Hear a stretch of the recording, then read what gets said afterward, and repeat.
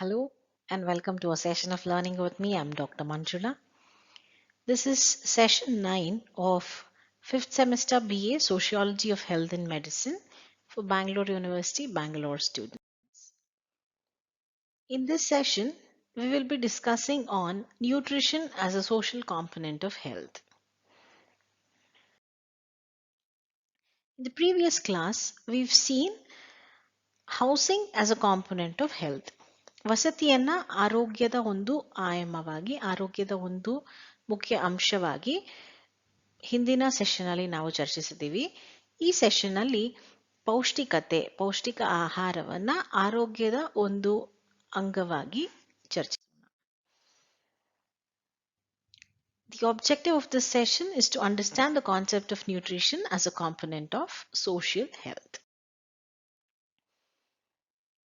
What is nutrition?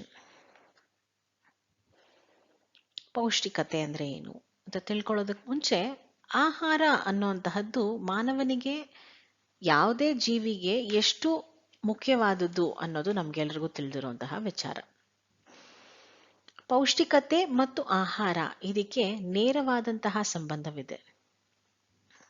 ಭಾರತದಲ್ಲಿ ಹೇಳೋ ಹಾಗೆ ಮಾತು ಬಲ್ಲವನಿಗೆ ಜಗಳವಿಲ್ಲ, ಊಟ ಬಲ್ಲವನಿಗೆ ರೋಗವಿಲ್ಲ. So somebody who is aware of what they are eating will not get diseases. The importance of good nutritious food can never be undermined. Food is the basic building block for human life, for life to continue. ಒಬ್ಬ ವ್ಯಕ್ತಿ ಅವನ ಆಹಾರ ಸೇವನೆಯಿಂದ ಅವನಿಗೆ ಬರಬಹುದಾದಂತಹ ರೋಗಗಳನ್ನು ನಿಯಂತ್ರಿಸ್ಕೋಬಹುದು, ಕಡಿಮೆ ಮಾಡಬಹುದು, ತಡೆಗಟ್ಟಲೂಬಹುದು. ನಾವೆಂಥ ಆಹಾರವನ್ನು ಸೇವಿಸ್ತೀವಿ ಅನ್ನುವಂತಹದ್ದು ಯಾವ ಆಹಾರ ನಮಗೆ ಲಭ್ಯ ಇದೆ ಮತ್ತೆ ನಮ್ಮ ಸಂಸ್ಕೃತಿಯಲ್ಲಿ ಎಂತಹ ಆಹಾರಕ್ಕೆ ಪ್ರಾಮುಖ್ಯತೆ ನೀಡಿದ್ದಾರೆ, ನಮ್ಮ ದೇಹದ ಪರಿಸ್ಥಿತಿ ಹೇಗಿದೆ, ನಾವು ಬದುಕಿರುವಂತಹ ಪರ್ಯಾವರಣ ಹೇಗಿದೆ, ಅಲ್ಲಿ ಬೇಕಾಗಬಹುದಾದಂತಹ ಅಂಶಗಳು, ಆಹಾರದ ಅಂಶಗಳು ಏನೇನಿದೆ, ದೇಹ ಆರೋಗ್ಯದಿಂದ ಮುಕ್ತವಾಗಿರೋದಕ್ಕೆ ಅನ್ನುವಂತಹ ಅಂಶಗಳ ಮೇಲೆ ಅವಲಂಬಿತವಾಗಿರುತ್ತೆ. The kind of food that we consume is determined by various factors. Most important of all this is our culture. The understanding that we've got from the culture. And most often than not, culture is determined by influences around us, predominantly the environmental influences. The kind of food that people consume in a particular area is mostly dependent on what kind of food is available in that region, the climatic conditions, what could be sustainable in the longer run is what is mostly consumed in a particular area. A proper diet from an early age ensures that the growth, development of an individual happens in the optimal manner possible. ದೇಹಕ್ಕೆ ಅಗತ್ಯವಾಗಿರುವಂತಹ ಎಲ್ಲ ರೀತಿಯಾದಂತಹ ಪದಾರ್ಥಗಳನ್ನು ಸಮರ್ಪಕವಾದಷ್ಟು ಕ್ವಾಂಟಿಟೀಸ್ಗಳಲ್ಲಿ ನಾವು ಸೇವಿಸಿದ್ರೆ ಒಳ್ಳೆ ಆರೋಗ್ಯಕರವಾದಂತಹ ಜೀವನ ಶೈಲಿಯನ್ನು ಹೊಂದೋದಕ್ಕೆ ಸಾಧ್ಯವಾಗುತ್ತೆ. ಅಸಮತೋಲನದ ಆಹಾರದ ಸೇವನೆಯಿಂದ ಅನಾರೋಗ್ಯಗಳಿಗೂ ಬಹಳ ಉಂಟಾಗಿರೋದನ್ನ ನಾವು ಕಾಣ್ತೀವಿ. ಸೊ ಸಮರ್ಪಕವಾದಂತಹ ಪೌಷ್ಟಿಕ ಆಹಾರ ಯಾವುದ್ರ ಮೇಲೆ ನಿರ್ಧರಿತವಾಗಿರುತ್ತೆ ಅಂದ್ರೆ ಒಬ್ಬ ವ್ಯಕ್ತಿಯ ವಯಸ್ಸು, ಲಿಂಗ, ಉದ್ದ ಮತ್ತು ಗಾತ್ರ, ಮಾಡ್ತಿರುವಂತಹ ಚಟುವಟಿಕೆಗಳ ತೀವ್ರತೆ, ಮತ್ತೆ ಯಾವ ಮಟ್ಟದಲ್ಲಿ ಅವರು ಬೆಳೀತಾ ಇದ್ದಾರೆ. ಅಂದ್ರೆ ಚಿಕ್ಕ ಮಕ್ಕಳಿಗೆ ಹೆಚ್ಚಿನ ಆಹಾರ ಬೇಕಾಗತ್ತೆ, ಬೆಳೀತಾ ಇರೋ ಮಕ್ಕಳು ಅಂತ ಹೇಳ್ತಾರಲ್ಲ, ಮಧ್ಯವಯಸ್ಕರಿಗೆ ಒಂದು ರೀತಿಯಾದಂತಹ ಆಹಾರ ಬೇಕಾಗುತ್ತೆ, ಮತ್ತೆ ಹಿರಿಯರಿಗೆ ಒಂದು ರೀತಿಯಾದಂತಹ ಆಹಾರ ಬೇಕಾಗುತ್ತೆ. So nutritional requirements is not the same. The kind of food, the amount of food that an individual requires to lead a healthy life is dependent on various aspects such as the age of the individual, the gender, height, weight, degree of activity, and the rate of growth. Carbohydrates, ಶರ್ಕರ ಪಿಷ್ಟಗಳು. The food that we take is measured in terms of calories. A man needs about 2600 calories and a woman needs about 2400 calories. And the maximum amount of energy that this calories depict is derived from carbohydrates. ನಾವು ತಿನ್ನುವಂತಹ ಆಹಾರ ಜೀರ್ಣ ಆಗಿ ದೇಹದಲ್ಲಿ ಬಿಡುಗಡೆಯಾಗುವಂತಹ ಶಕ್ತಿಯನ್ನ ನಾವು calorie ಅನ್ನುವಂತಹ ಮಾಪಕದಿಂದ quantify ಮಾಡ್ತೀವಿ, ಅದನ್ನ ಅಳಿತೀವಿ. ಸೊ ನಮಗೆ ಬೇಕಾಗಿರುವಂತಹ ಈ ದೈನಂದಿನ ಕ್ಯಾಲೋರೀಸ್ ಅಲ್ಲಿ ಬಹುಪಾಲು ನಮಗೆ ಸಿಗುವಂತಹದ್ದು ಈ ಕಾರ್ಬೋಹೈಡ್ರೇಟ್ಸ್ ಇಂದ, ಶರ್ಕರ ಪಿಷ್ಟಕಗಳಿಂದ.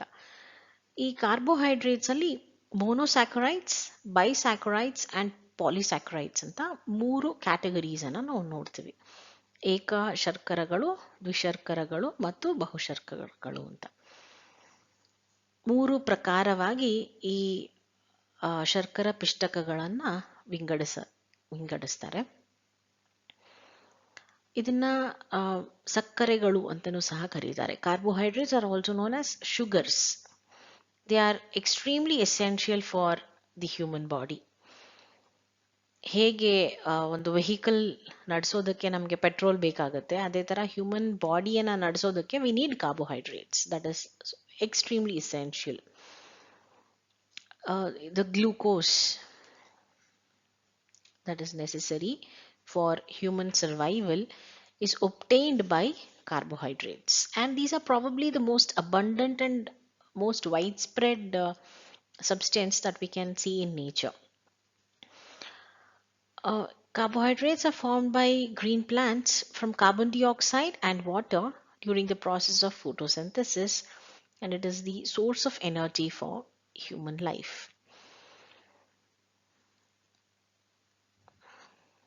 ನರಮಂಡಲದ ಕಾರ್ಯನಿರ್ವಹಣೆಗೆ ಗ್ಲೂಕೋಸ್ ಬಹಳ ಅವಶ್ಯಕವಾಗಿರುತ್ತೆ. ದೇಹದ ಕಾರ್ಯ ಚಟುವಟಿಕೆಗಳಿಗೆ ಈ ಶರ್ಕರ ಪಿಷ್ಟಗಳು ಬಹಳ ಅಗತ್ಯ. ರಕ್ತದಲ್ಲಿ ಗ್ಲೂಕೋಸ್ ಮತ್ತು ಆಮ್ಲಜನಕದ ಸಹಾಯದಿಂದ ಶಕ್ತಿಯ ಉತ್ಪಾದನೆಯಾಗುತ್ತದೆ. ಶರ್ಕರ ಪಿಷ್ಟಕಗಳ ಸೇವನೆಯಿಂದ ಪ್ರೋಟೀನ್ಗಳ ಬಳಕೆಯು ಮಿತವಾಗುತ್ತದೆ. ಸೊ ಕಾರ್ಬೋಹೈಡ್ರೇಟ್ಸ್ ನಮ್ಮ ಬದುಕಿಗೆ, to sustain our life, carbohydrates are extremely important components.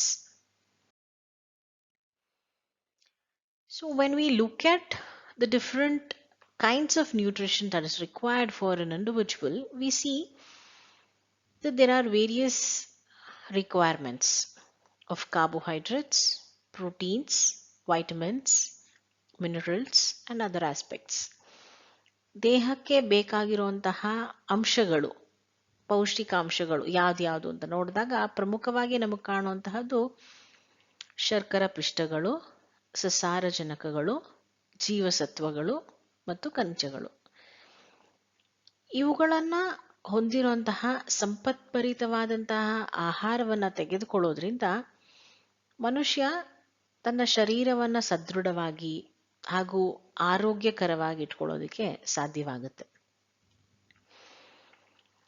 ಇಂತಹ ಆಹಾರವನ್ನ ಎಲ್ರಿಗೂ ಪಡ್ಕೊಳ್ಳೋಕೆ ಸಾಧ್ಯನಾ ಅಂದ್ರೆ ವ್ಯಕ್ತಿಯ ಆರ್ಥಿಕ ಸ್ಥಿತಿ ಮತ್ತು ಹಲವು ವಿಭಿನ್ನ ಕಾರಣಗಳಿಂದ ಎಂತಹ ಆಹಾರ ಸಿಗುತ್ತೆ, ಎಷ್ಟು ಪರಿಣಾಮದಲ್ಲಿ ಸಿಗುತ್ತೆ, ಎಷ್ಟು ಗುಣಾತ್ಮಕವಾದಂತಹ ಆಹಾರ ಸಿಗುತ್ತೆ ಅನ್ನೋದು ಡಿಪೆಂಡ್ ಆಗುತ್ತೆ. ಸೊ ಆಹಾರ ಅಂತ ಬಂದಾಗ we have to look at the different components. ಅದರಲ್ಲಿ ಮೊದಲನೇದು, let us look at proteins. Proteins ಸಸಾರಜನಕಗಳು. ಏನಕ್ಕೆ ಬೇಕು ಪ್ರೋಟೀನ್ಸು ಮನುಷ್ಯನ ದೇಹದಲ್ಲಿ? ಮಾನವನ ಸಂಪೂರ್ಣ ಬೆಳವಣಿಗೆಯಲ್ಲಿ ಸಸಾರಜನಕಗಳ ಪ್ರಮುಖ ಪಾತ್ರ ಇದೆ. The role of proteins in the development of a human being is very important. ಶರೀರದ ಎಲ್ಲ ಅಂಗಾಂಗಗಳಾದಂತಹ ನರಗಳು, ಸ್ನಾಯುಗಳು, ಮೂಳೆ, ಮೆದುಳು, ಚರ್ಮ ಇವುಗಳನ್ನೆಲ್ಲ ಬೆಳೆಯೋದಕ್ಕೆ ಪ್ರೋಟೀನ್ಸ್ ಬಹಳ ಅಗತ್ಯವಾಗಿರುತ್ತೆ. ಶರೀರಕ್ಕೆ ಅಗತ್ಯ ಆಗಿರುವಂತಹ ಅಮೈನೋ ಆಮ್ಲಗಳು, ಅಮೈನೋ ಆಸಿಡ್ಸ್ ಅಂತ ಏನು ಕರಿತೀವಿ, ಅವುಗಳ ಜೋಡಣೆಯಿಂದ ಸರಪಳಿ ಏನಾಗುತ್ತೆ,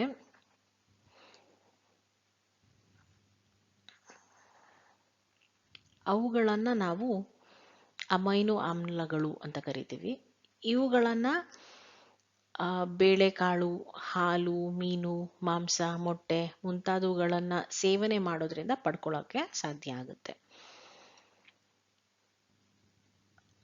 ಏನ್ ಮಾಡುತ್ತೆ ಪ್ರೋಟೀನ್ಸ್, ಸಸಾರಜನಕಗಳು ಮನುಷ್ಯನ ದೇಹದಲ್ಲಿ ಏನ್ ಕಾರ್ಯಗಳನ್ನ ಮಾಡುತ್ತೆ? What are the functions of proteins in the human life? If you just look at that, we see that protein is essential for human body. They provide the energy that is necessary to carry on the functions of the human body. And proteins can be obtained only through food. Food like pulses, fish, dairy products, eggs. These are various sources of protein. And protein controls the growth and the physical activities. It protects the body from illness and balances the water level in the body. It also plays a vital role in the production of hormones and glands that control the activities of the human body. ಶರೀರಕ್ಕೆ ಬೇಕಾಗಿರುವಂತಹ ಸಸಾರಜನಕಗಳನ್ನು ನಾವು ಆಹಾರದ ಮೂಲಕ ಮಾತ್ರನೇ ಪಡೆಯೋದಕ್ಕೆ ಸಾಧ್ಯವಾಗೋದು. ಈ ಪ್ರೋಟೀನ್ಸ್ಗಳು ಏನೇನು ಕೆಲಸ ಮಾಡುತ್ತೆ, ಏನು ಇವುಗಳ ಕಾರ್ಯ ನಮ್ಮ ದೇಹದಲ್ಲಿ ಅಂದ್ರೆ, ಸಸಾರಜನಕಗಳು ಮಾನವನ ದೇಹಕ್ಕೆ ಅಗತ್ಯವಾಗಿರುವಂತಹ ಶಕ್ತಿಯನ್ನ ಒದಗಿಸುತ್ತೆ. ಮಾನವನ ಶಾರೀರಿಕ ಬೆಳವಣಿಗೆ ಮತ್ತು ದೈಹಿಕ ಕ್ರಿಯೆಗಳನ್ನ ನಿಯಂತ್ರಿಸೋದಕ್ಕೆ ಸಸಾರಜನಕಗಳು ಬಹಳ ಮುಖ್ಯ. ಇವು ಮನುಷ್ಯನನ್ನ ರೋಗದಿಂದಲೂ ಸಹ ಸಂರಕ್ಷಿಸುತ್ತೆ. ಮಾನವನ ದೇಹದಲ್ಲಿ ಇರುವಂತಹ ನೀರಿನ ಪ್ರಮಾಣವೂ ಸಹ ಈ ಸಸಾರಜನಕಗಳೇನೆ ಸಮತೋಲನದಲ್ಲಿಡುವಂಥದ್ದು.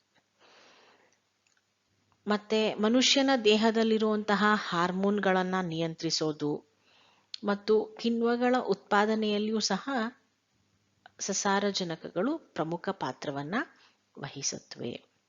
So this is the functions of proteins. They are the body building materials and they are very important for survival of human beings. Next we have the micronutrients. These are a combination of vitamins and minerals. These are required for the body not in huge quantities like carbohydrates, but are required in minute amounts. ಈ ವೈಟಮಿನ್ಸ್ಗಳು, ಜೀವಸತ್ವಗಳು ಮನುಷ್ಯನ ದೇಹಕ್ಕೆ ಶರ್ಕರ ಪಿಷ್ಟ ಹಾಗೂ ಸಸಾರಜನಕಗಳೊಂದಿಗೆ ಇವು ಸಹ ಅವಶ್ಯಕವಾಗಿರುತ್ತೆ. ಮಾನವನ ದೈಹಿಕ ಕಾರ್ಯನಿರ್ವಹಣೆಗೆ ಅತ್ಯಗತ್ಯವಾಗಿ ಬೇಕಾಗಿರುವಂತಹದ್ದು ಈ ಜೀವಸತ್ವಗಳು. ಇವು ಕೆಲವೊಂದು ಪ್ರಮುಖ ಕಾರ್ಯಗಳನ್ನ ನಿರ್ವಹಿಸುತ್ತವೆ. ಈ ವೈಟಮಿನ್ಸ್ಗಳಲ್ಲಿ, ಜೀವಸತ್ವಗಳಲ್ಲಿ we find there are vitamins of two types. One which is fat soluble and one which is water soluble.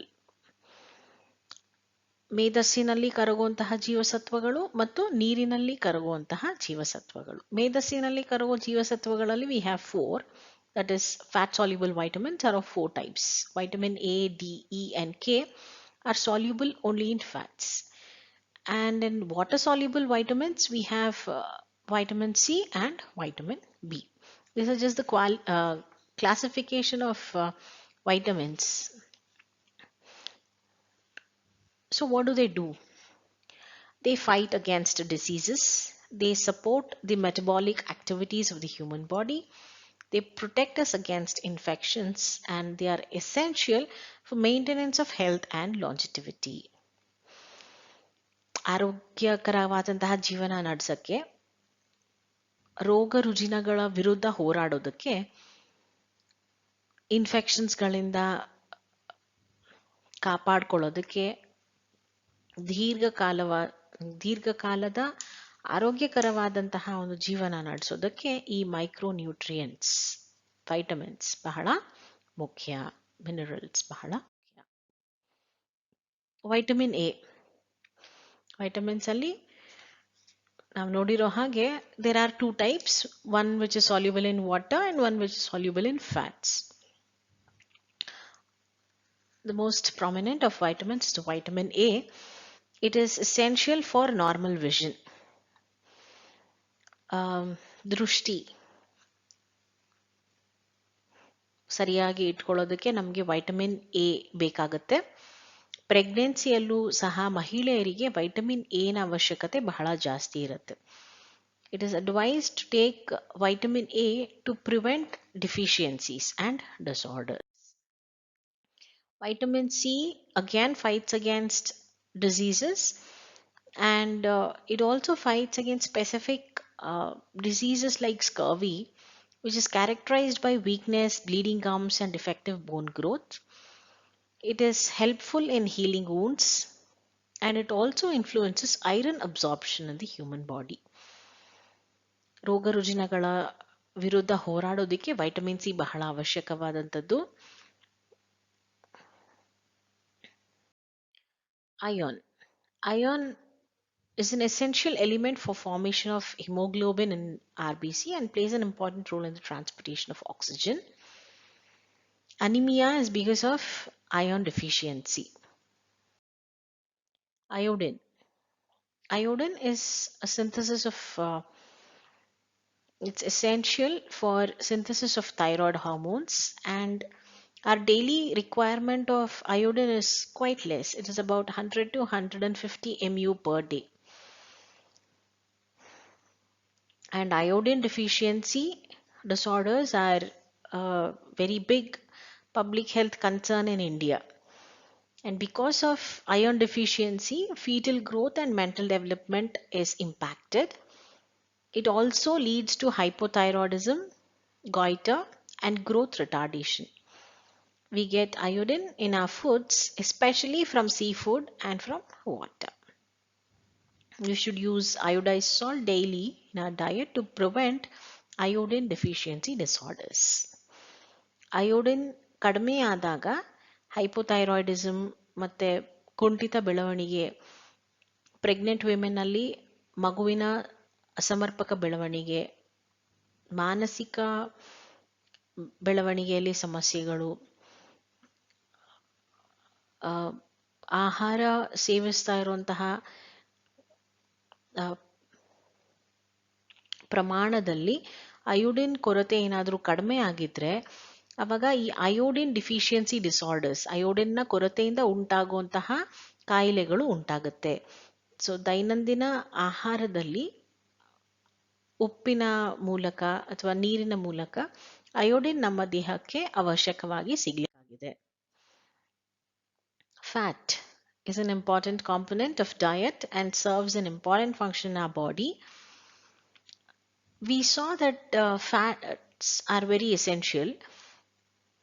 Even in terms of vitamins, we saw that there are certain vitamins which are soluble in fats only. So in order to absorb that kind of vitamins, we need minimum amount of fat in our everyday diet. In this session, we've seen nutrition as a component of health, and we've also seen what are the different components of nutrition, like the carbohydrates, proteins, vitamins, minerals. That's it for this session. See you again. Thank you.